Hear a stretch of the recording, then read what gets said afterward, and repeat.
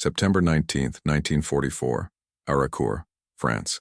The morning mist hid more than tanks. It hid certainties. General Hasso von Manteuffel, a veteran of the Eastern Front and commander of the 5th Panzer Division, had been clear in his analysis. The Americans relied too much on their mass production. Noisy, hurried, flimsy machines.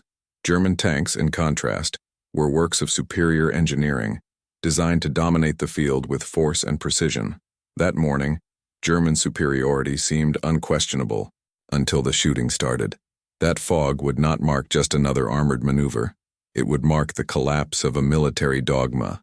In that humid and silent scenario, a new concept of armored warfare would be revealed, and it would not come from the heavy turrets of the Tigers, but from the speedy lightness of the M18 Hellcat, a tank destroyer that cost less than half, weighed less than half, but thought more than its enemies. This video will show how Americans, guided not by tradition but by industry, rewrote the rules of mechanized warfare. The viewer will see what happens when blind precision meets thinking speed, because what the Germans called an improvised tank, it proved to be the weapon that changed everything. But before we dive into the data, there's one statistic that defines this story more than any image of smoke or explosion. In just 6 days of combat, 39 German tanks, most of them Panthers, were destroyed by vehicles that cost half the price, required a quarter of the production time, and were guided by engines originally developed for civilian airliners. It wasn't luck. It was no coincidence. It was a methodological rupture. How did a 20-ton tank destroyer, with light armor and almost improvised appearance, manage to dismantle the most feared force on the battlefield? That is the question that runs through this video. And if you value rigorous historical research and the effort to reveal the invisible layers of war, consider supporting this work with a like and your application. This allows us to continue digging up the truths that industrial history has almost forgotten. In 1944, for the German High Command, armor was not just protection, it was doctrine. From the first campaigns in Poland and France, Wehrmacht tanks became the iron fist of the Blitzkrieg, advancing like moving walls under a clear philosophy: more armor, more firepower, more dominance.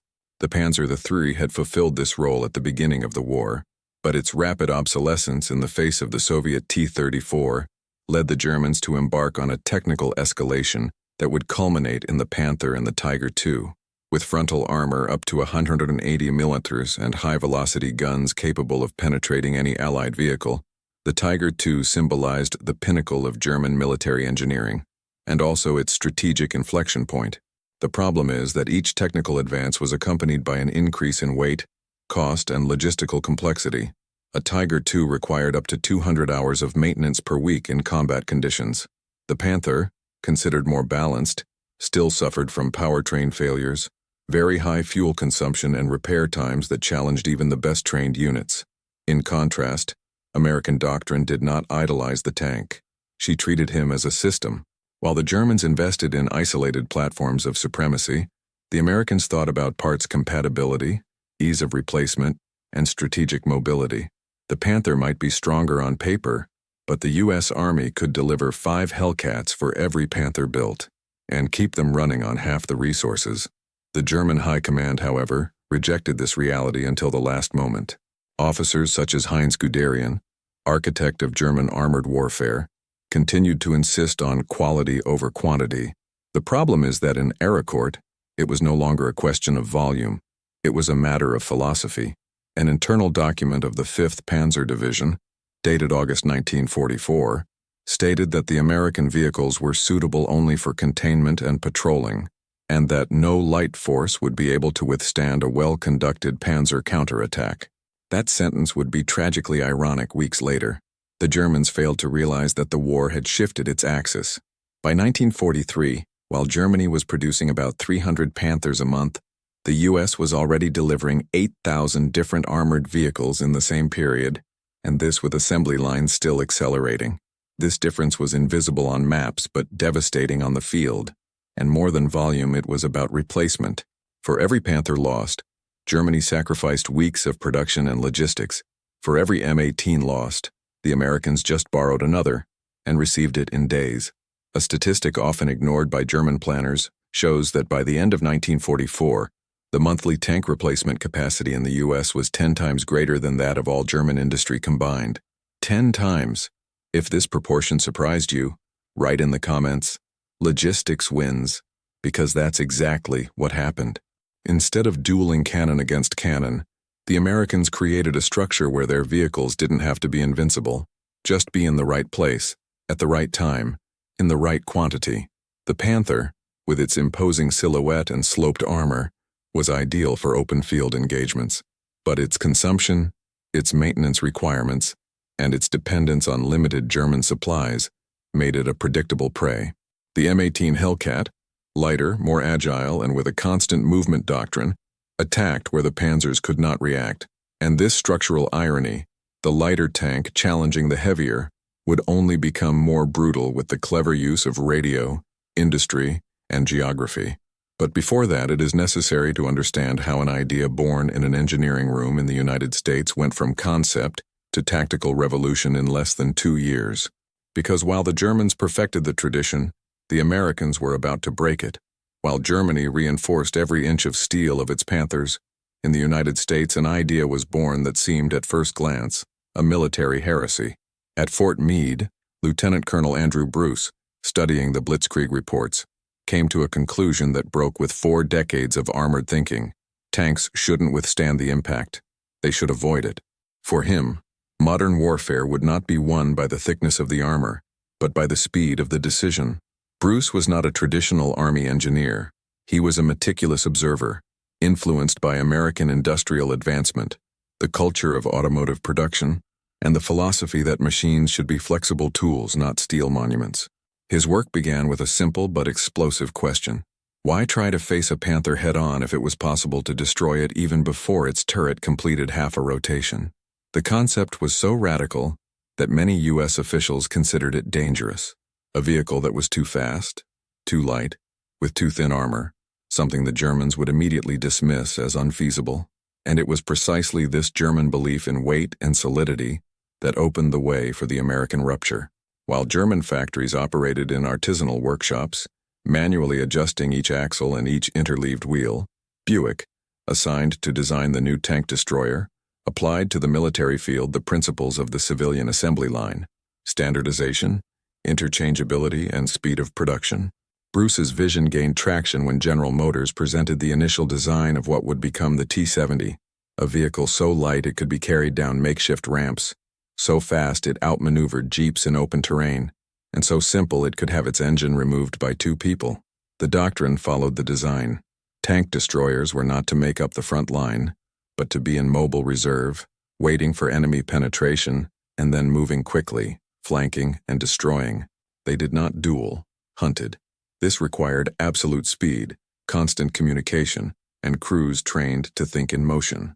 At the test centers, the first prototypes shocked the evaluators. They reached 55 miles per hour, evaded simulated ambushes, and performed maneuvers impossible for an armored vehicle. It was a machine that didn't fit into any traditional category, and maybe that's why it was so revolutionary. There was nothing like it in the German arsenal. The Tiger II took more than a minute to rotate its turret. The Panther, even though it was more agile, depended on a complex relationship between hydraulic rotation and engine acceleration. The future M18 Hellcat turned its turret in seconds, accelerated almost like a sports car, and executed changes of direction with a fluidity that would leave any Panzer at a fatal disadvantage. For the Germans, accustomed to the idea that armored warfare was a heavy head-on chess, this concept of mobility as armor was not only alien, it was inconceivable. And this is where the historical irony becomes most evident. While Germany prided itself on the most sophisticated engineering in Europe, the United States found its strength precisely in mechanical simplicity. The Hellcat was not born to impress engineers. It was born to win battles, and he would win many. But what Bruce could not have foreseen is that this machine, designed to fight tanks, would end up exposing the structural weakness of the entire Panzer doctrine, because the real shock was yet to come. The Germans would only find out what they were up against when it was too late. The M18 Hellcat wasn't just a tactical exception, it was a physical break with everything the world knew about armored vehicles. Designed by General Motors' Buick division, its lightweight body concealed an engine unusual for land applications.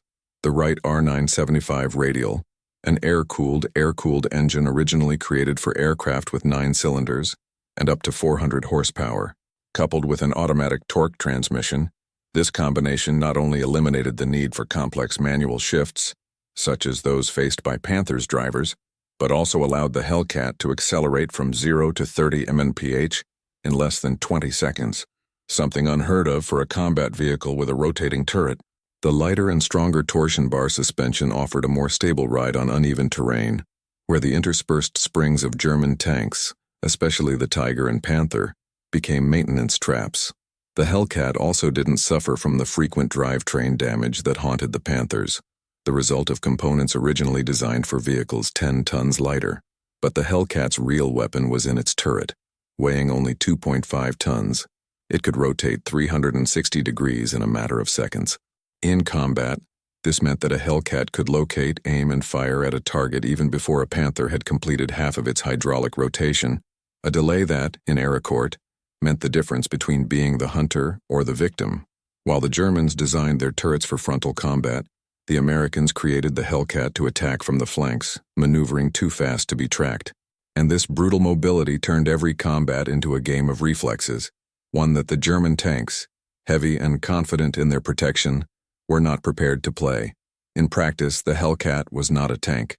It was a light predator, shaped for quick ambushes, diversion actions, and infiltrations through broken terrain. Its armor, of a maximum of 25 mm, could not withstand direct impact, but this was intentional. It was a vehicle that did not hide behind protection, but behind speed. Even in the open field, its agility allowed for coordinated attacks, with multiple units repositioning in real time thanks to the systematic use of SCR 508 FM radios, technology that provided reliable communication between vehicles and commands. German tanks, on the other hand, often operated with only one radio per platoon, and the rest used hand signals or choreographed maneuvers. The difference was invisible on paper but lethal in practice. Maintenance was also a game changer. While the Panthers required specialized tools and crews trained for simple interventions, the Hellcats could have engines removed, inspected, and reinstalled in less than 2 hours by standard crews. This made the operational readiness time of the M18s much longer. In fast-forward campaigns such as in France, this meant that a Hellcat unit could continue to advance even after facing enemy fire, while Panthers often fell behind, broken, abandoned, or waiting for pieces that would never arrive. Comparing pure performance, the contrast was even more stark. The top speed of the M18 on paved roads reached 89 km/h, twice as fast as the Panther, which barely reached 46 km/h. Even in rough terrain, where most armored vehicles were forced to drastically reduce their march, the Hellcat could maintain up to 64 km/h. No other World War II tracked vehicles operated in this rotating turret speed range, and this completely altered the geometry of combat. Where the Panther sought open field and long lines of fire, the Hellcat explored forests, hills, and fog, and attacked from the sides, where armor was weaker and response slower. There was no effective tactical antidote. A Panther needed to stop to rotate his turret accurately. A Hellcat didn't stop. A Tiger needed to line up its mass of 70 tons before firing. The Hellcat left no time. By trying to react with more armor, the Germans only wallowed in their own logic. Their tanks became slower, more logistically fragile, and more tactically isolated. The Hellcat, on the contrary, was simple, cheap, and replaceable, and it was this substitutability, this almost heretical concept in military engineering at the time, that posed its greatest threat to the German mentality, because it wasn't just about winning battles. It was a matter of demonstrating that the war from that point on would be decided less by the weight of the armor, and more for the reaction time. And as we'll see below, when this philosophy met the misty fields of Aracourt, the numbers that emerged in the late morning left the German commanders speechless and their turrets turned the wrong way. In the early hours of September 19, 1944, the fog over Aracourt was so thick that it swallowed entire columns of armored vehicles a few meters away. The newly formed 113th Panzer Brigade, equipped with 42 Panther tanks, was confidently advancing toward the American positions. Many of the crew members were veterans of the Eastern Front.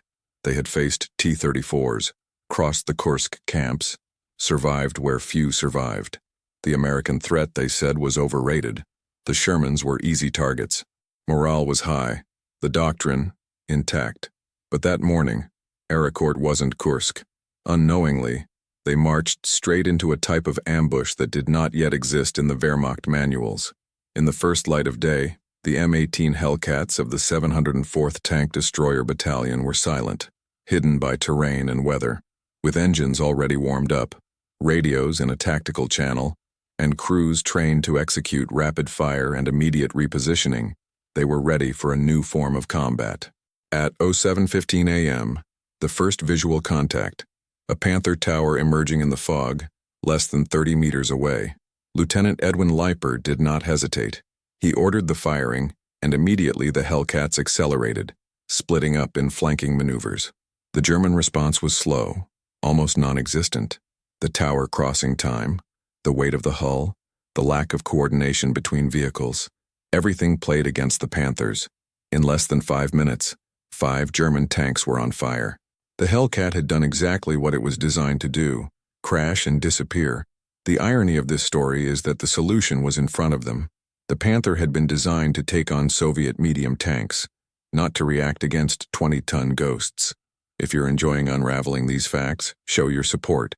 Like and subscribe so we can bring you more in-depth content about the disruptions that shaped the war. By the end of that morning, the reports of the German brigade spoke of inexplicable losses, without even clearly indicating where the shots came from. They knew only one thing. They were being attacked by something they didn't see and couldn't reach. But what they didn't know yet is that the Americans were just getting started. Because fog would hide something even more dangerous than tanks. It would hide coordination, speed, and precision at scale. And in the next few minutes, the entire battlefield would turn into a mobile network of synchronized destruction. After the first few shots, the Battle of Aracourt ceased to be a duel of tanks and transformed into a living system, dynamic, adaptable, and deeply asymmetrical. The Hellcats, deployed in platoons along the American forward defense line, did not act as individual vehicles, but as radio-connected tactical nodes. Each ambush position was just one piece of a coordinated network that moved around the enemy, like an ambush in constant rotation. Captain Tom Evans, commanding the platoons of Company C, adopted a logic that would be incomprehensible to a Panzer commander. Sacrifice static position for the sake of flow. While one platoon attracted attention, the others moved quickly down the flanks, guided by real-time reports and radioed coordinates. The Wehrmacht, on the other hand, operated within a structure that did not tolerate this level of autonomy. Most tanks had only one radio per platoon. The remaining units followed orders by pre-arranged maneuvers or flags, a doctrine acceptable in broad offensives but ineffective against a decentralized force that changed positions before the Germans even understood their presence.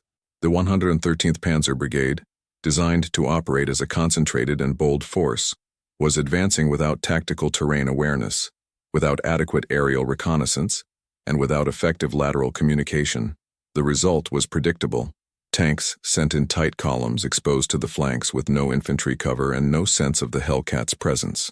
The fog, which was supposed to benefit the German offensive surprise, now served as a shield for American maneuvers. Each German attempt at advance was interrupted by rapid, coordinated fire from multiple angles, and by the time the Panthers finally rotated their turrets, there was nothing left. It was like fighting armed shadows. German doctrine, based on technical superiority and concentration of force, collapsed in the face of an enemy that did not respect its logic. The underestimation of the Hellcats, hitherto seen as auxiliary vehicles, had cost the Germans their initial superiority. The intercepted reports show frustrated commanders trying to organize counterattacks based on outdated maps and radio rumors. A brigade major, in encrypted communication, described the situation as a mobile labyrinth with invisible eyes and well-aimed cannons. The Hellcats, with their speed and radio, had become a living extension of American artillery. Instead of holding fixed positions, they moved to where the German line was trying to breathe. In a few minutes, Aracourt's logic had been rewritten. The Germans were attacking forward. The Americans won on the sides. It was a new war within the war. The battlefield now belonged not to the one with the thickest hull, but to the one who knew where to aim before the other could react.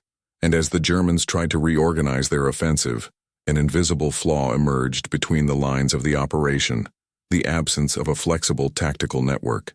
What Germany saw as American improvisation was actually doctrine in maximum execution, and the next phase of the battle would prove that this doctrine was not only effective, it was impossible to stop, because, while the Panthers were looking for fixed targets, the Hellcats were already preparing a second ambush, this time with 3 platoons moving in sync, and an even greater number of tanks ready to disappear.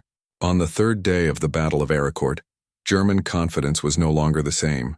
Crews that had previously advanced with precision and pride now hesitated before taking off. The accumulated losses already exceeded 24 armored vehicles, many of them Panthers fresh from man factories destroyed by vehicles that, according to current doctrine, should not pose any threat. And yet, they kept disappearing into the fog, one by one. Hauptmann Friedrich Lottner, company commander of the 113th Brigade, described in his diary the feeling of helplessness. "We don't know where they are. They shoot, disappear, and when we aim, there is nothing to be seen. We are hunted by something we cannot see nor follow." German tanks designed for frontal dominance were now being systematically outflanked. Worse, they were being ignored in their power zones and attacked precisely where their armor was most fragile, side and rear. The concept of technical supremacy was unraveling in practice. It was no longer enough to have the best gun or the best armor. What mattered now was the ability to react quickly, to reposition, to anticipate, and the Panthers couldn't do that. Its engines, demanding and vulnerable to wear and tear, began to fail under continuous use. Many were abandoned intact after overheating or failure of the steering systems. The Hellcats didn't need to destroy them. They just had to force constant movement. German arrogance, forged in steel and in the tradition of superiority, was beginning to crack from within. Communication, fragmented and slow, became a burden. Officers shouted orders that did not arrive on time. Aerial reconnaissance failed to locate the M18s, whose speed and retreat tactics confused even Allied maps.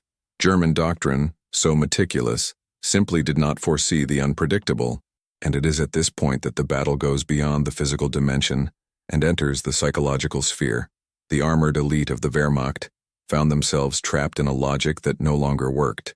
Panic spread silently among the units, disguised as technical doubt, but fueled by a subtle and devastating realization they were fighting an old war against a new enemy.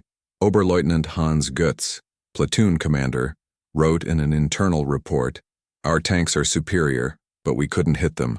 Our men are exhausted from aiming at the void." The war, until then dominated by armored vehicles that looked like mobile fortresses, was being redesigned by light machines that did not stop. The sense of helplessness was compounded by confusing orders from the high command, which still believed that frontal assaults would solve the problem. New units were thrown into combat with promises of turning the tide, but what they found were minefields of inverted logic, where everything they had learned until then did not apply. And behind the scenes of the Wehrmacht, far from the field, questions began to arise about the entire doctrine. German intelligence did not yet know the name of the vehicle that was defeating them. Many thought it was a new version of Sherman. The truth, however, was even more disconcerting. It was not an evolution. It was another kind of machine. And by the time the Germans finally figured out what they were up against, it was too late, because Hellcat wasn't the only one operating with this logic. Soon the Americans would show that its production, maintenance, and delivery capacity was as fast as the M18 itself, and that meant that for every tank lost, another 3 would emerge, faster, more prepared, and even more coordinated. While the Hellcats dismantled the myth of German armored supremacy on the battlefield, the real U.S. force operated thousands of miles away from the noise of the cannons and as lethal as they were. In Flint, Michigan, General Motors' Buick division had been converted from civilian automotive line to war line in a matter of months. With an industrial pace that seemed absurd by European standards, the factory produced an average of 250 Hellcats per month. Each unit rolled off the line with a tested engine, radio installed, and standardized components ready for quick replacement. In wartime, this meant near instantaneous replenishment capability. While Germany needed up to 10,000 man-hours to assemble a single Tiger II, the U.S. could deliver a complete M18 in less than 1,000. This difference wasn't just a technical curiosity. It was a strategic game-changer. American doctrine was built on a brutal principle of logistical friction. The enemy may destroy our vehicles, but he will never be able to destroy our ability to manufacture more, and the numbers prove it. By the end of 1944, the U.S. had manufactured more than 2,500 Hellcats. Germany, in the same period, barely surpassed the mark of 800 operational Panthers, and with a growing rate of combat loss. Now a fact for reflection, for every Panther destroyed in Aracourt, the U.S. had the immediate capacity to produce 3 Hellcats in less than 15 days. 3 against 1. In real time. If this number impressed you, comment below. Logistics wins. Because that's what was happening. With each German advance contained more Hellcats, more parts, more ammunition, more fuel appeared. While the Germans struggled with synthetic rubber shortages, powertrain failures, and a shortage of Maybach engines, the Americans shipped tanks directly from industrial docks to the front line with interchangeable parts, simplified maintenance manuals, and spare stocks planned by civil engineers. The Reich had no way to compete. His tanks were mechanical masterpieces but prisoners of their own complexity. With every damage sustained, they depended on rare parts, specialized tools, and rail transport under constant bombardment. A broken Hellcat could be back on the line in less than 48 hours. A Panther, if damaged, was often abandoned. The cruelest thing for the German officers was to realize that they were losing not only on the battlefield, but in the workshop. And over the next few days, as their tanks burned in the mud of Lorraine, they discovered that the real American victory lay not just in the speed of the shots, but in the speed of the replacement. Because the Hellcat was no exception, he was the model. And the next revelation would prove that America had taken this industrial logic to an even more dangerous level. Networked production, in multiple states, with parallel and redundant lines that ensured a continuous flow, even under total war. The turret of a Panther takes on average 60 seconds to complete a 360-degree rotation. This fact in itself already defines what the German mechanized doctrine was, a monument to precision, to brute force, to deliberate engineering. On the other hand, the M18 Hellcat, with its lightweight turret and simple mechanism, turned completely in just 15 seconds, 4 times faster. On the battlefield, this meant that while a Panther was still locating its target, the Hellcat had already fired, repositioned itself, and disappeared. But this mechanical difference reveals something even deeper. 2 completely different ways of thinking about war. To the Germans, each tank was a piece of industrial art. Every screw, a proof of technical pride. There was an almost religious belief that technical perfection, even if slow and expensive, would overcome any enemy. That's why the Panther was complex, heavy, difficult to maintain, but imposing. For the Americans, the war was not won with beauty or pedigree, but with agility and adaptation. The Hellcat was not pretty, nor robust. It was functional, fast, effective. His fast tower was just a reflection of an equally fast mindset. When the Germans designed, they expected excellence. When Americans projected, they expected performance. This difference went far beyond the tanks. It was present in the organization of supplies, in command decisions, in the use of radio, in tactical responses. The German mind operated with focus, but it was rigid. The American mind operated fluidly, and it was changeable. In Aracourt, this difference was wide open. The German commanders expected direct resistance, symmetrical clashes, but they received oblique attacks, fragmented actions, quick retreats followed by ambushes. It was as if they were fighting a formless enemy, and that paralyzed them. A lieutenant in the Panzer Brigade wrote days after the battle, "They don't fight like soldiers. They react as if they were water." The metaphor, accidental or not, said it all. American doctrine was not bound by dogmas. If something didn't work, it was discarded. If something worked, it was expanded. And above all, Americans believed in efficiency as the supreme virtue. The tower spinning faster was just a symptom of this. The doctrinal flexibility of the United States allowed for something that Germany never achieved: the rapid transformation of ideas into action. The Hellcat went from concept to production in less than 2 years. The Panther took twice that, and even made it to the front with chronic failures. And yet, the Germans persisted in their belief. The slow tower symbolized not only a mechanical disadvantage, but a cultural insistence. The machine was slow because thought was slow, because the doctrine did not allow for rapid change. In contrast, American thought accepted error as part of the process. Was the M5 Stuart weak? Replaced? Was the M10 limited? Up to date. Did the Hellcat, although light, show results? Mass-produced. What guided the decision was not technical pride but practical impact, and that, in a global conflict of friction and speed, made all the difference. The Rook rotated fast because the strategy rotated fast, and in this contrast lies the irony.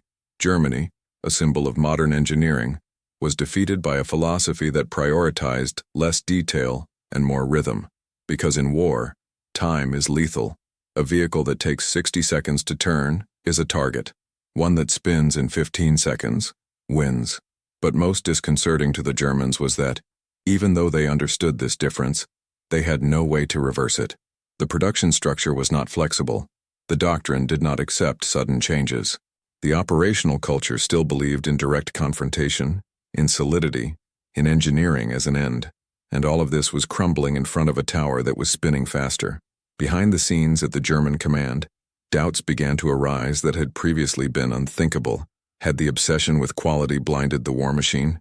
Did modern warfare require less genius and more agility? Questions that came too late. Because while engineers in Kassel adjusted gears with millimeter precision, American production lines rotated 24 hours a day, and the next phase of the war would show that it wasn't just the Hellcat that brought this logic. There was something even more overwhelming coming from the factories, something that the Germans had no way of imitating, nor of stopping. When the first reports of the Battle of Aracourt reached the German high command, the tone was one of surprise, then incredulity, and finally, restlessness. It wasn't just the number of losses that drew attention, it was the nature of the losses. Panther tanks, with veteran crews from the Eastern Front, were being destroyed by vehicles considered inferior. More than that, they were being destroyed without being able to react. The radio records were loaded with disorientation.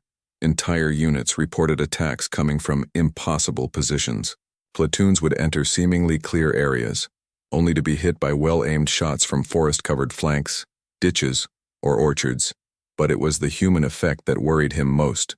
Soldiers who had braved the inferno of Kursk, who had crossed Ukraine under constant fire, now hesitated to board their Panthers. Obergefreiter Kurt Wiesler, gunner of the 11th Company of Panzer Brigade 113, wrote in a note recovered after the conflict, "There is no sound, there is no warning, only fire. We shoot into the void. They're not there anymore." This confession was not unique.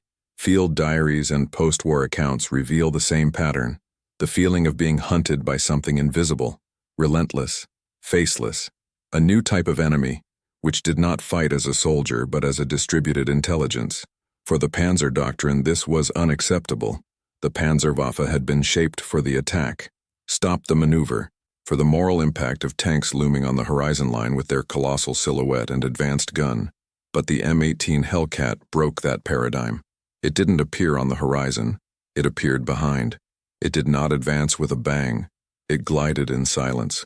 He did not wait for the duel. He started and ended the battle before the opponent understood that he was in combat. It was the negation of everything that the German tankers had learned.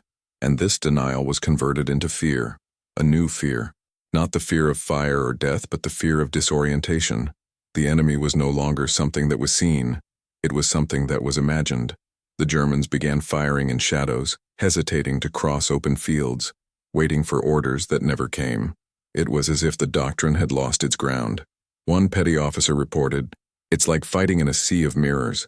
Nothing is as it seems. The first movement is the last." The Panzertruppenschule instructors, who trained the armored officers of the Wehrmacht, based their pedagogy on fire superiority, training discipline, and the impact of presence. In Aracourt, all this was reversed. The Hellcats didn't seek presence.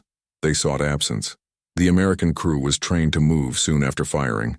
A stationary Hellcat was a dead Hellcat, but a Hellcat on the move, he was a predator.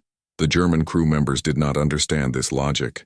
Accustomed to holding a position, to dominating the terrain with firepower, they were now forced to react to an enemy that never offered a static target. The result was a slow but inevitable psychological breakdown. There were no heroes in the Panther's cabin. There was tension, frustration, doubts. The engines were restarted with trembling hands. The orders came hesitantly, and every noise in the vegetation could be the harbinger of a withering shot. A Kursk veteran, identified only as Lieutenant Franz, said in interrogation, "At least the Russians were coming from the front. These dissolve in smoke." The Doctrine, which had always given the Panzerwaffe an aura of invincibility, was now a matter of irony. Technical superiority could no longer protect morale, because technical superiority did not reach the speed of thought, and American thinking was fast, shaped by practical experience, and adapted to win without glory, only efficiently. For many German soldiers, this was the most humiliating. They were not being beaten in a dignified duel, tank against tank.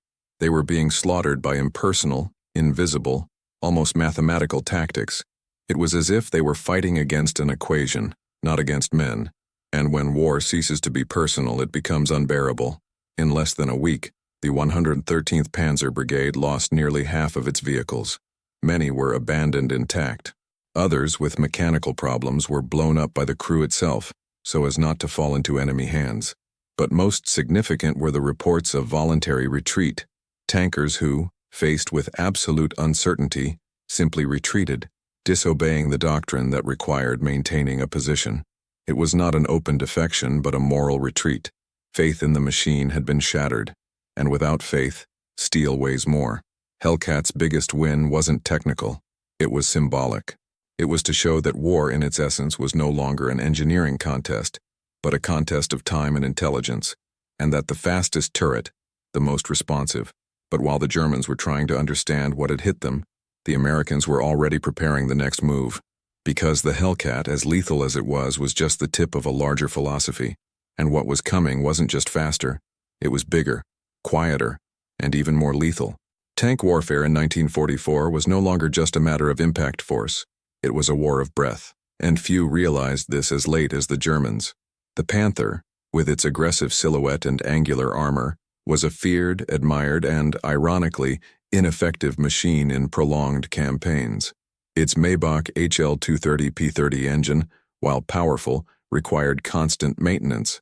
It was sensitive to dust, mud, thermal variations, everything that the battlefield provided in abundance. Its interspersed suspension system, with wheels overlapping on 3 levels, made changing a single track a logistical nightmare. The turret, with its hydraulically rotating mechanisms, was dependent on the engine in motion. Without it, it was slow or unusable. Each Panther was a work of art of German engineering, but also a monument to paralyzing complexity. Compared to that, the M18 Hellcat looked almost primitive, but this simplicity was his greatest virtue. The Wright R975 radial engine, inherited from civil aviation, was light, reliable, and replaceable. 2 hours were enough to remove and install a new engine in the field. The pieces, standardized, came in numbered boxes, with simplified manuals for soldiers with basic training. Instead of relying on expert technicians, the Hellcat platoons carried their own solutions. The M18 was designed not only for combat, but for a fresh start. Each time it was damaged, it could be quickly recovered. Each part changed was a planned part. The Panther, by contrast, required constant attention. If a tooth in the gear broke, the turret would lock. If the ventilation failed, the motor overheated. If the track broke, it took hours at risk of artillery to repair. It wasn't just a machine, it was a burden, and this burden was visible on the field. The Hellcats could travel dozens of miles a day, changing positions, ambushing, retreating, attacking again. The Panthers, even intact, needed breaks, inspections, of caution. The German commanders knew this, but they had no choice, because his doctrine did not provide for disposable vehicles. It predicted excellence, even if it cost time, effort, and, in the end, victory itself. Germany was fighting a rare parts war, while the United States was fighting a war of repeated parts. This difference defined the course of each confrontation. At Aracourt, of the 42 Panthers mobilized, 18 were abandoned not by direct enemy action, but by mechanical failures. There were no parts. There were no winches. There was no fuel. A stationary tank was a target, and a complex stationary tank was also a frustration. The Hellcats, on the other hand, continued to operate, on the go, resupplied by logistical convoys that followed the armored columns like mobile arteries. If a unit ran out of ammunition, resupply arrived in a matter of hours. If an engine failed, the new one came with a light crane attached to a regular truck. It was war as a system, not as a show. The complexity of German engineering, once a pride, was now a burden, and the Panther became the symbol of this contradiction: imposing, but inefficient; lethal, but slow; powerful, but fragile over time. The war had changed, but the Reich had not. The M18, by contrast, represented a philosophy where victory didn't come from the perfect machine. It came from the possible machine. The Americans understood that winning was a matter of permanence, to keep the machine running, no matter the cost, to accept that tanks would be destroyed but that they could be replaced. Each Hellcat that crashed was a piece in a much larger chain, a chain that was already producing the next vehicle even before the explosion. American Doctrine understood the battlefield as part of a network. German Doctrine still viewed the tank as an autonomous unit of power. This difference became clearer with each failed advance of the Panthers, each forced retreat, each impossible maintenance in the midst of fire. In an intercepted report, a Wehrmacht company commander stated, "We have tanks, but we have no way to move them. We have guns, but they are stuck to the ground." It was a confession. Germany had built machines too strong for the war it was facing, and the United States had built exactly the machines that this war required. The Hellcat, fast and repairable, was not an aberration. It was the new normal. And what the Germans did not yet know, or refused to accept, is that the real weight of a war is not in the strength of a cannon, but in the lightness of a well-designed gear. And in the next step, this principle would become even more evident. Because while the Panthers were rusting in the mud, the Hellcats were already on the move, following a new plan, towards the final collapse of mechanized arrogance. Modern warfare was no longer decided by shells and armor alone. In 1944, the time between seeing and acting became the thin line between survival and destruction. In this new battlefield, the real power was no longer in the cannon, but in the antenna. Each M18 Hellcat left the factory equipped with the SCR-508 radio, a tool that transformed the vehicle into a node in a living combat network. American Doctrine had understood that true speed was not just physical, but tactical, and that meant being connected. As a platoon of Hellcats moved, it was already in communication with the artillery, the supporting infantry, the forward observers, and the division's command. If an ambush was set up, everyone knew. If a flank collapsed, the adjustment was immediate. The American battlefield was a mobile network of decision. On the other hand, the German panorama was bleak. Most Panthers tanks only had radios in the platoon commander's vehicle. The others operated in silence or with old-fashioned visual cues, flags, lanterns, movement patterns. This worked well in training, but in the fog of actual war, where every second defined positions, losses, and victories, this limitation was lethal. The Hellcats, even outnumbered, seemed ubiquitous. They appeared where they were not expected. They disappeared before the counterattack. They reappeared with coordinated fire support. The secret was not in absolute speed, but in vectoring, a tactical ability to turn position into advantage. An M18 in contact with an infantry observer could request artillery in seconds. A platoon under fire could retreat, call in reinforcement, and reposition, all while the Panthers were still searching for their target in the silence. Radio made the Hellcat invisible and ubiquitous at the same time. To the Germans, this was incomprehensible. The Panzer Doctrine still saw the commander as the center of the decision. The radio was a hierarchical channel. Americans, on the other hand, saw the radio as an extension of vision. Everyone could hear, everyone could talk, and this accelerated the war. An infantry patrol identified a German position. He transmitted the coordinate. The nearest Hellcat responded. The artillery adjusted. Within 10 minutes, a tactical problem was solved. Without this system, the Germans depended on reports, messengers, time, and the war had no more time. Now, an indisputable fact, the ratio of operational radios per vehicle in American divisions was practically 1:1. In the Wehrmacht, this ratio dropped to 1:5, sometimes 1.6. In dynamic engagements like Aracourts, that meant only one vehicle per platoon could call for help. The others just waited. If this statistic impressed you, comment below. Shocking data, because that's what the Germans experienced. The power of radio was not only in communication, it was in the multiplication of intelligence. Each Hellcat operated with awareness of the whole. Each movement was part of an invisible choreography. When the Panthers advanced in line, the Hellcats retreated at an angle, luring them into crossfire zones. When the Germans sought cover, the Americans already knew where to position the artillery.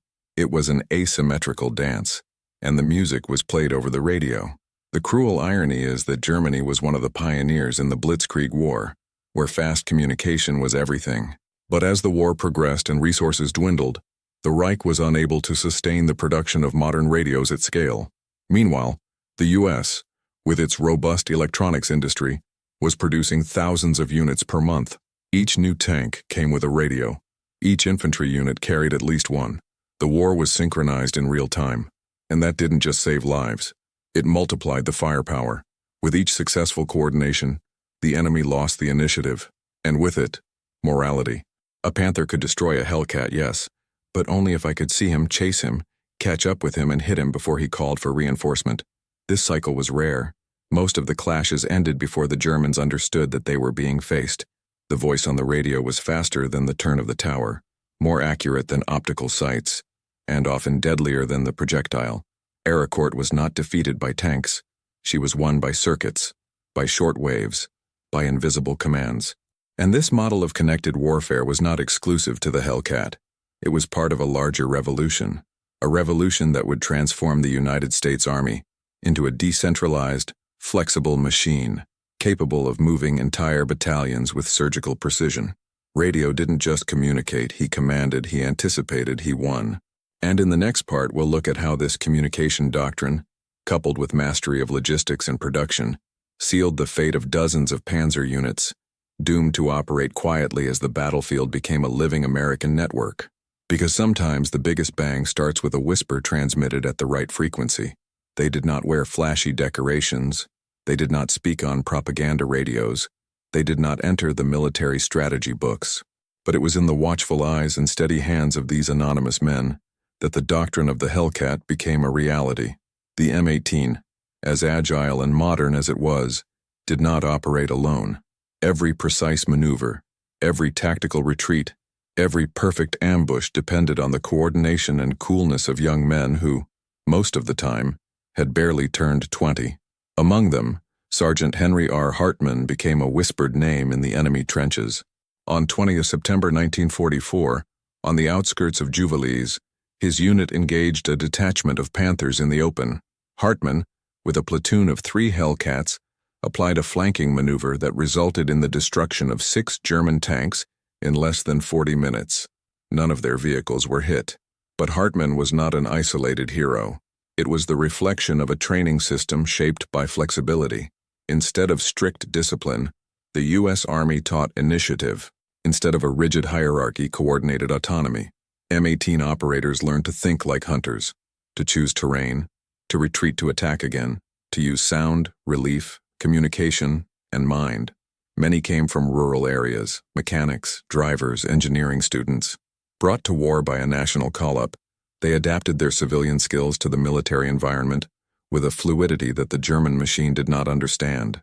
One example, Corporal Frederick Nolan from Oklahoma, the son of farmers, was responsible for identifying the sounds of enemy engines. His keen ear allowed him to estimate the distance and type of the vehicle based on the pattern of the mechanical roar. He had no advanced military training. He had experience with tractors, and this experience saved lives. Chicago's top scorer James Keegan has become known among his teammates for his accuracy. In simulations, it was able to hit moving targets in less than 5 seconds after receiving the coordinates via radio. He was a former employee of a hydraulic brake workshop. The American war was not waged by professional soldiers, but by citizens adapted to the urgency of the conflict. Familiarity with civilian engines, the logic of serial production, the American improvisation culture formed crews with a singular profile, more inventive than orthodox. While the Germans trained tankers to resist under fire, the Americans trained operators to avoid being hit. This philosophy shaped every decision on the field. When a Hellcat was damaged, the crews did not wait for rescue. They evaluated, disassembled, improvised. They often used parts from other destroyed vehicles to repair their own. On one occasion, a group of 4 Hellcats under the command of Lieutenant Alan Reyes used ropes and a hand winch to replace a damaged suspension in the middle of the minefield. The operation lasted 3 hours. After that, the platoon proceeded into an ambush and destroyed 2 retreating German vehicles.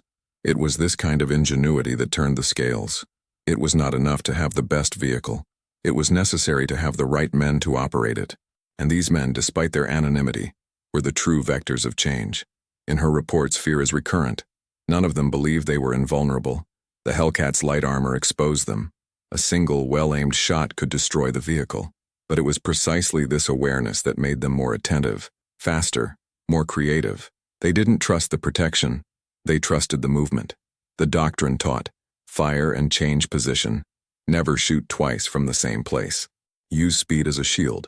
And most of all, trust your squad. The esprit de corps among the Hellcat operators was intense. They knew they couldn't operate in isolation, that each vehicle was part of a mobile and coordinated formation. One mistake of one was the risk of all, but the collective agreement was the triumph of the doctrine. A remarkable episode occurred on September 22nd, when Sergeant Hartmann's platoon was ambushed by retreating German forces. One of the Hellcats was hit on the conveyor belt and became immobile. Under heavy fire, the others retreated a few meters, created a smoke screen, and in less than 4 minutes, towed the damaged vehicle behind an elevation. The Hellcat was repaired in the field. An hour later, he was back on the line. This kind of action was only possible because the men within the M18 believed in the strategy but trusted each other, and this trust, in times of chaos, was more valuable than any armor. There are no monuments to these operators. Their names, for the most part, have disappeared over the years. But without them, the Hellcat would be just an idea. It was his decisions, his voices on the radio, his hands on the commands, that turned a doctrine into reality. And at a time when German generals were still looking for explanations for their losses, the answer lay in the watchful eyes of young Americans who had never read military treaties, but who understood, better than anyone, what it meant to win smartly. In the next part, we will escalate this irony even further, because while the Germans calculated each tank as a work of art, the Americans mass-produced until the victories. The metallic sound of the tracks crushing the gravel of the road was unmistakable. When a Tiger advanced, the ground shook. Its 70 tons announced its presence even before the 88mm KWK-36 gun appeared on the horizon. For years, the mere mention of the name Tiger created an instinctive reaction of caution in the Allied forces. He was the pinnacle of armored terror, slow but impenetrable, heavy but dominant, even Aracourt, until the arrival of the Ghosts. In October 1944, the 11th Panzer Division was hastily deployed to regain lost positions in eastern France. The offensive was clear: to crush the American tank destroyer battalions that, until then, had caused abnormal losses to the Reich armored forces. But what the German generals called abnormal was actually the new normal. The M18 Hellcat had already redesigned the battlefield with tactics based on speed, surprise, and communication. And now they would face the greatest monsters of war, on an equal footing. The Tiger, despite its power, was a creature bound by the laws of physics. Its turret took up to 19 seconds to rotate 360 degrees with the engine idling. Its acceleration was minimal, its rotation required space, and its fuel consumption made it dependent on fragile logistics lines. A formidable enemy, yes, but predictable. The Hellcats knew this. Instead of facing him head-on as the Soviets had done at Kursk, the American crews used the formula that had already humiliated Panthers days earlier: speed plus intelligence plus angle. In a series of almost choreographed maneuvers, the Hellcats appeared on side fields, in shallow forests, on strategic elevations. Never stationary, never repeating the position, a Tiger would identify a shot, rotate the turret, move forward, and was hit in the flank by another Hellcat, which had already repositioned. The side hull, designed to withstand infantry explosives, could not withstand the direct impact of 76mm shells at close range. In one of these engagements, 3 Tigers were destroyed by only 4 Hellcats, with minimal losses on the American side. Fear, once concentrated in the Allied forces, was beginning to haunt the German crews. Field diaries reveal experienced soldiers hesitating to advance without infantry cover. A commander of the 11th Panzer Division reported, "These light tanks appear like ghosts. By the time we see them, it's too late. When we shoot, they are gone." The war was moving faster than German steel, and this change was as psychological as it was technical, because the true collapse of a myth begins when it ceases to be feared. The Tiger, the ultimate symbol of Nazi invincibility, became a slow and disoriented colossus. in the face of an invisible and fast enemy. The image of the invulnerable predator collapsed in the face of well-coordinated agility. In a nighttime ambush on the outskirts of Bézange-la-Petite, the Hellcats used inverted reflectors, pointed at the ground, to create false shadows and confuse the Tigers' gunners. They then opened fire from 4 directions in synchronized radio attacks. 2 Tigers exploded in less than 6 minutes. No Hellcat was lost. It was the height of irony, a machine designed for head-on dueling, defeated by enemies who had never dueled. While the Germans maneuvered with mechanical precision, the Americans improvised with instinctive effectiveness. While the Tiger carried with it the history of victories on the Eastern Front, the Hellcat carried the logic of American industrial production. Replacing is more efficient than preserving. Even fear switched sides. Before, American troops would duck at the slightest metallic noise. Now it was the Germans who hesitated. Each turn could hide a new trap. Every move could be tracked by radio. The Tiger's numerical and technical superiority no longer found vulnerable opponents. He found invisible predators. One captured German officer summed it up like this: "The war has become too fast for us." And that, coming from the Panzerwaffe's elite, was a brutal confession, because the problem was not the tank, it was the doctrine. It was the belief that power is always weight, that advancement depends on invulnerability, that winning is resisting. The Americans showed that to win was to disappear, to reappear, to attack on the move, and repeat. War no longer rewarded the strong, it rewarded the adaptable, and the Tiger, for the first time, looked old. By the end of that week, the 11th Panzer Division had retreated, not because it was annihilated, but because he could no longer operate. Their tanks were vulnerable, their tactics outdated, his soldiers frightened. Aracourt was not just a tactical victory, it was the symbolic end of an era where brute force defined war, an era where the longest gun, thickest armor, and most feared name ensured dominance. That era died in the French clay, under the swift shadow of vehicles that seemed fragile, but that carried the future. And in the next part, we're going to get off the battlefield and look at the skies and roads that fueled that conflict. Because while the Tigers sank into the mud, the Hellcats received fuel, ammunition, and orders. Even before sunset, the next victory was already in motion. When the Hellcats' engines finally fell silent in Europe, their doctrine lived on, crossing oceans, borders, and decades. The M18 was not just a technical response to a tactical problem, it was a philosophical break with everything that armies had believed about mechanized warfare until then. The concept that a light, fast, standardized vehicle could defeat heavier machines, if used smartly, agilely, and coordinatedly, has gone from an emergency tactic to an enduring doctrinal principle. In the immediate post-war period, West Germany, rebuilt under the watchful eyes of NATO, began the formation of the Bundeswehr.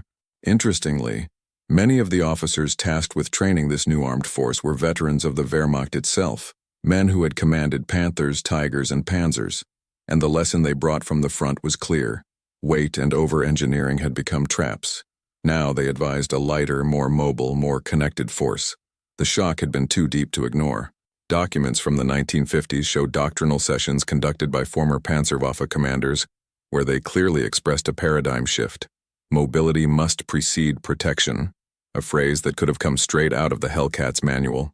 But the impact was not limited to Germany. In the United States, the success of the M18 paved the way for a new generation of vehicles. The M41 Walker Bulldog, born in the 1950s, maintained the logic of lightness and speed. The M60 and then the legendary M1 Abrams, although heavier, fully integrated the principles inherited from industrial attrition warfare: modularity, integrated communication, simplified maintenance, fast logistics supply. Abrams, for example, can replace its entire powertrain in less than 30 minutes with a removable module, a philosophy inherited directly from Hellcat logic. To win is to stay up and running. On the other side of the Atlantic, the Leopard 1, West Germany's first MBT, was conceived as a mobile, maneuverable vehicle with light armor and a focus on speed and situational awareness. No trace of Tiger or Panther in the design. The lesson had been learned. The doctrine of not being hit survived steel. It has become an institutional doctrine.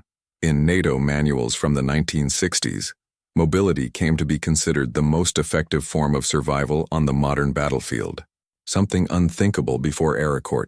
The irony of this story is that the solution to mechanized warfare was already before the eyes of Europe, but it was only fully understood after it was imposed by a foreign young civilian force. The Americans, without the weight of Prussian tradition, dared to experiment, and that boldness shaped Western armies for decades to come. If you're enjoying unraveling these facts, show your support.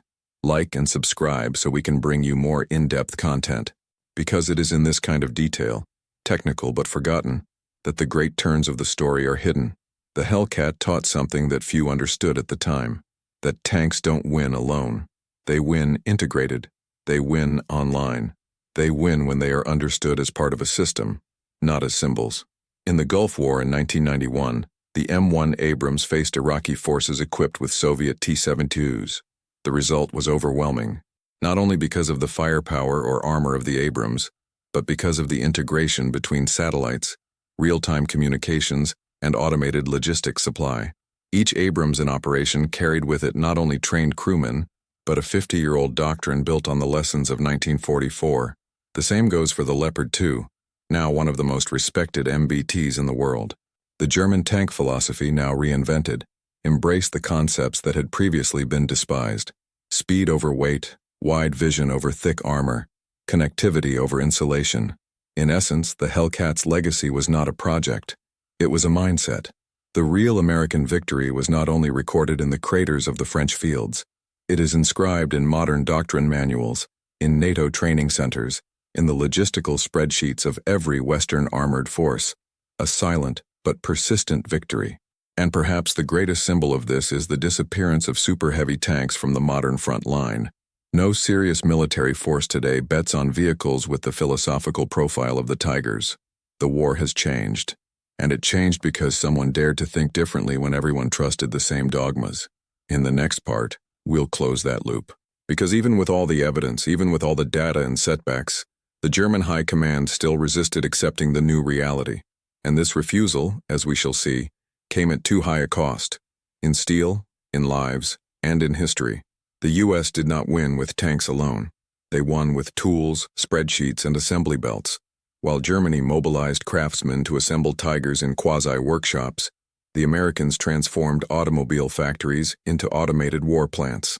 To assemble a single Tiger II, more than 300,000 individual components were needed, many of them hand-tuned, produced in small batches, with specialized labor and an estimated time of 300,000 man-hours per unit.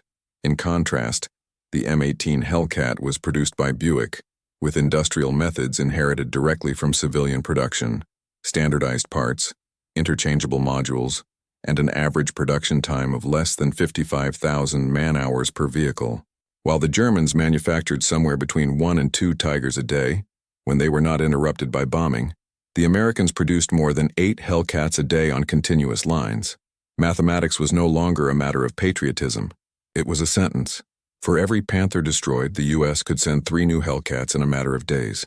And more, with spare parts, fuel and ammunition delivered by railroads and trucks that were already part of the logistics planning since the project's conception. The tank war had become a spreadsheet war, and the Germans were losing in every cell. The irony, for many captured German officers, was stark. In interrogations conducted by American intelligence, some Nazi arms industry officials admitted that they knew Germany could not win a long war. "We can win battles, but we will never win their industry," said one Henschel engineer. This phrase echoed in the corridors of the Pentagon, where American generals already understood that, in modern warfare, the real theater of operations was the rear. Every Hellcat produced faster was a thrifty Panther.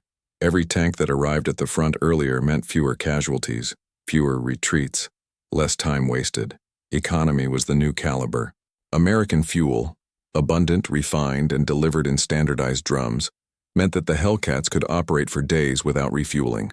The Tigers, with their 700 horsepower Maybach engines and 500-plus liter tanks, could barely complete 2 offensives without heavy assistance. At Aracourt, there were Hellcats running more than 100 kilometers a day in cycles of combat, refueling and attack, while Panthers and Tigers were abandoned for lack of fuel or spare parts. And the most brutal, many of these parts were not replaceable on the field. Each failure meant a vehicle out of action for days, or lost. Modern warfare had ceased to be a duel between brave men. It was a confrontation between methods. The American vision turned each tank into a product, and each platoon into a logistics network. The industrial war had been won even before the artillery spoke, because the battlefield does not begin on the ground. It starts at the drawing board in the shed in the schedule. The Hellcat was born to be delivered en masse, operated with ease and replaced efficiently. A product of war, yes, but also of economic philosophy, to produce as if winning, and if possible, win before fighting. In the next part, we will see how this productive supremacy created a strategic advantage that is impossible to reverse. Because while the Germans retreated with 15,000 tanks lost, the Americans were preparing to launch 20,000 more. The battlefield was no longer French soil. It was the very idea of scale. The difference between winning and being destroyed, in Aracourt, was often a matter of seconds. Literally. By 1944, armored warfare had come to be defined no longer by the thickness of the armor, but by the speed with which one could see, react, and disappear. The Hellcats, with their impressive ability to accelerate from 0 to 30 km/h in less than 10 seconds, redesigned the timing of combat. While the Panthers were still maneuvering their heavy turrets, the Americans had already retreated, changed position, and fired again. It was no longer a duel. It was a lethal dance with invisible choreography. The records of the 704th Battle of Destroyer Tanks point to specific cases. Ambushes in which the M18s emerged from the fog, opened fire, and disappeared in less than 2 minutes. A second earlier, the field was calm. A second later, there were flames coming out of the hatch of a Panther. The 44-ton turret with manual swing and limited forward visibility simply could not keep pace with the threat. The time factor has become the most lethal weapon in the American arsenal, and time was everything the Germans didn't have. In one operation recorded on the outskirts of Jubilees, a platoon of Hellcats managed to incapacitate 3 Panthers in 90 seconds, using only coordinated rotation, flank fire, and radio networks. No American casualties, no German shots recorded. This type of action, repeated over days, eroded not only Nazi firepower, it eroded belief in the very effectiveness of the equipment. The Panther, a symbol of precision engineering, became prey to a machine that acted too fast to predict. And the most bitter detail was this: German Doctrine had trained its crews to resist, but the new battlefield required something else: anticipation. The M18 redefined military time, and in this new time, the delay was lethal. American intelligence documents showed that in several Wehrmacht units, a kind of superstition began to emerge around the Hellcats. Reports of tanks appearing out of nowhere, firing like ghosts, and disappearing among the trees. Technology had done its part, but it was the application of it at the right time that broke with the logic of the previous war. If before the arrival of the enemy was expected, now it was necessary to predict it. And the Germans were always a step, or a second, behind. A little mentioned but fundamental detail is that the average time between target identification and firing on the Hellcats was less than 8 seconds. In comparison, a Panther, depending on the turret position and angle of attack, took up to 20 seconds to respond. That window, in Aracourt, was long enough to be destroyed. It was a race against the clock, and the Americans had the stopwatch. In battles like this, even psychological training starts to operate at a different pace. The M18 crews were instructed not to hesitate. The action plan was already pre-established. The radio defined the formation. The movement was automatic. Shooting, shifting, new position, new shooting. A cycle of lethality where German improvisation, once seen as a force, became backwardness. The philosophy of armored combat was transformed in the face of an immutable fact: whoever shoots first survives, and those who hesitate burn. The war, once slow and head-on, was now fast and sideways. The flanks became the Panthers' kill zone, and the Hellcats, as trained predators, circled until they found the jugular. The world watched obsolescence live, and when even the legendary Tigers began to get hit without reaction, the message was clear: weight supremacy had been defeated by time dominance. In the next part, we will understand how this supremacy in time, added to industrial dominance, ended up breaking not only tanks, but entire doctrines. Because the battlefield was just the stage, the play was different, and it had already been written, piece by piece, second by second, inside every factory that the Germans could ever reach. German doctrine, until then considered unquestionable, began to show visible fissures after the events at Aracourt. The impact of the M18 Hellcat was not only destructive in the physical field, but corrosive in the field of ideas. For the first time, German tactical manuals had to be revised in a hurry. Direct confrontation, previously encouraged by Panzerwaffe commanders, was now avoided. New orders called for caution, outflanking, releading, repositioning, but never again advancing with blind confidence. That was the beginning of the silent collapse of a military ideology that was sustained by the belief that armor and firepower decided war. The Hellcat had proven otherwise. A light, agile tank destroyer, with doctrine based on anticipation and mobility, had turned the tide. And it was not an isolated case. It was a pattern that demolished a decade of investment, training, and technical pride. German engineering, refined to the limit of obsession, was overtaken by a philosophy of war that prioritized the simple, the functional, the scalable. The break was so deep that it extended to the operational culture. In post-war interrogations, several Wehrmacht officers admitted that they did not understand how the Americans had managed to create so many tanks in such a short time and with such tactical efficiency. The answer, however, was before them all along, but blinded by their own doctrinal arrogance. While the Germans developed war machines as works of art, the Americans treated them as tools of work. A Tiger was an armored sculpture, a Hellcat, a fast wrench, and in the end, the one who won the war was not the prettiest, but the quickest to adapt.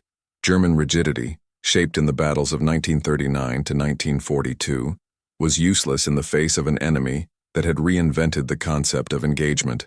The confrontation is no longer linear, predictable, gradual.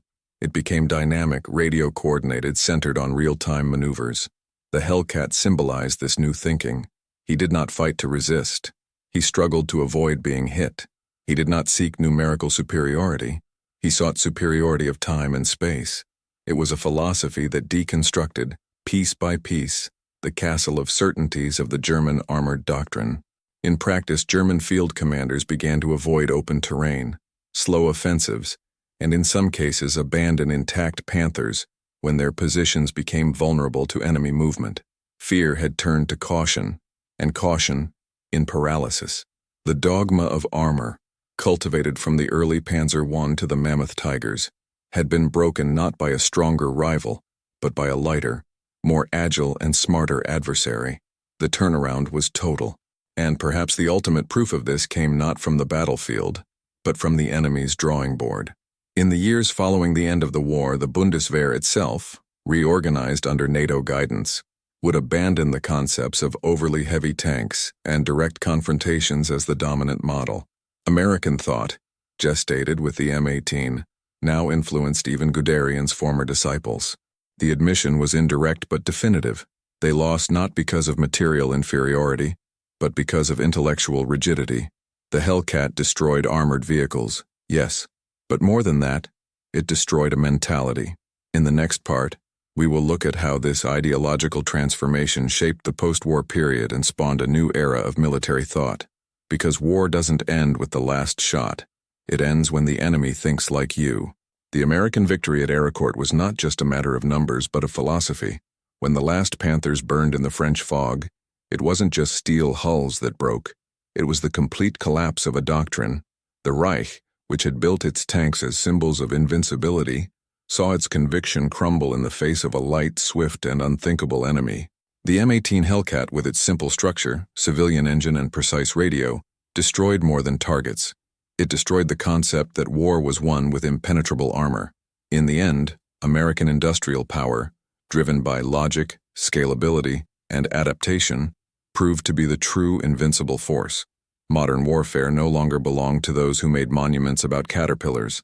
It belonged to those who understood time, logistics, and movement. The lesson is hard but inevitable. War is not won by the strongest, but by the fastest to understand the battlefield. The Hellcat won not because it was the best tank, but because it was always in the right place at the right time, and because it could be replaced, multiplied, maintained, and delivered at an assembly line pace. As General Heinz Guderian, one of the fathers of the Blitzkrieg, would later acknowledge, we were defeated by trucks, radios, and schedules. If you value the research effort and the truth behind military myths, please support this channel with your like and your subscription. Write in the comments which piece of data surprised you the most on this journey: the 60-second tower, the engine changed in 2 hours, the factory that produced tanks like automobiles, and ring the bell so you don't miss the next devastating historical fact. Because don't you go yet. Listen to the next true story that will appear on the screen.